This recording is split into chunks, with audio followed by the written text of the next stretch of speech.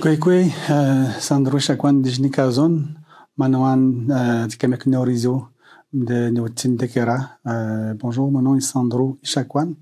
Je suis de la nation Atikamek Neorizio, de la communauté de Manouan. À l'Université de Montréal, je suis professeur adjoint de clinique à la Faculté des sciences infirmières.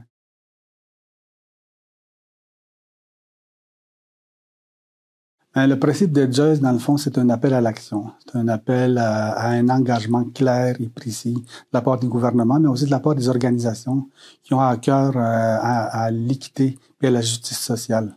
Ce qu'on veut, dans le fond, c'est un droit d'accès équitable à l'ensemble des soins et services au niveau des services de santé là, que nous avons au niveau de la population.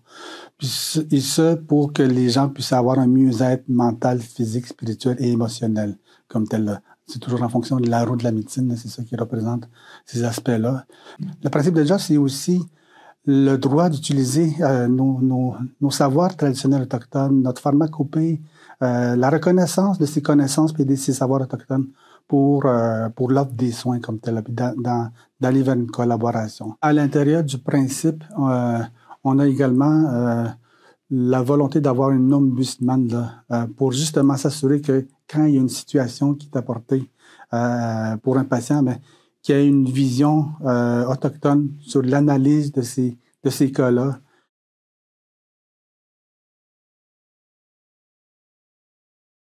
Vous savez, chez les Premières Nations, quand on parle d'équilibre, quand on parle de guérison, la première étape, c'est de reconnaître qu'il y a un déséquilibre, que la non-guérison n'est pas présente. Fait que la première étape pour ces personnes-là qui veulent venir ou qui veulent donner des soins, c'est de reconnaître qu'il y a un problème, qu'il y a une justice qui n'est pas là actuellement pour les membres des Premières Nations.